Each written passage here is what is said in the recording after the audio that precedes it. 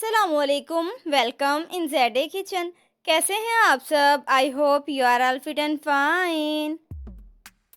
वैसे तो सारी ही सब्जियां फ़ायदेमंद होती हैं, लेकिन आज हम बनाएंगे आलू पालक की सब्ज़ी और पालक के हैं बेशुमार फ़वाइद और हम उसे मज़ीद यूज़फुल बनाने के लिए इस्तेमाल करेंगे मट्टी की हांडी।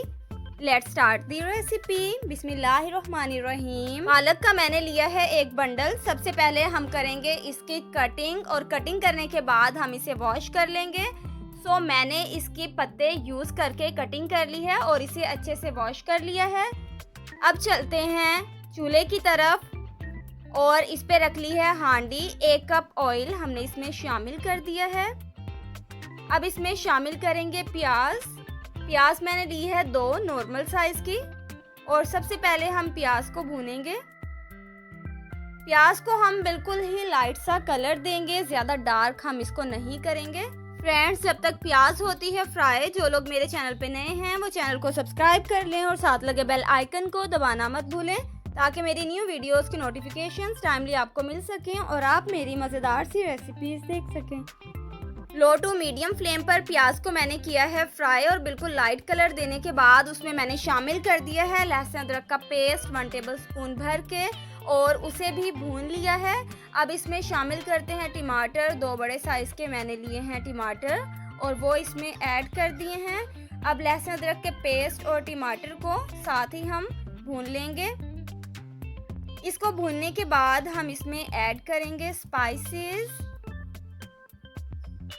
अब इसमें जाएगा धनिया पाउडर 1 चम्मच फुल भर के, हल्दी इसमें शामिल करेंगे 1 चम्मच, लाल मिर्च पाउडर इसमें जाएगी 1 चम्मच फुल भर के। अब इन स्पाइसेस को हम भून लेते हैं।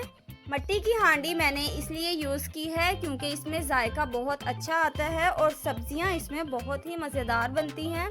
अब इसमें हम शामिल करेंगे नमक आधा चम्मच से ज़्यादा और उसके बाद गरम मसाला तकरीबन 1 चम्मच इसमें ऐड किया है।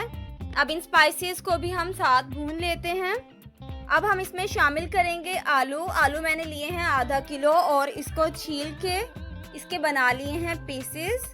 आप अपनी मर्ज़ी से किसी भी साइज़ में पीस बना सकते हैं। अब हम इसमें शामिल करते हैं और आलू को हम फ्राई करेंगे।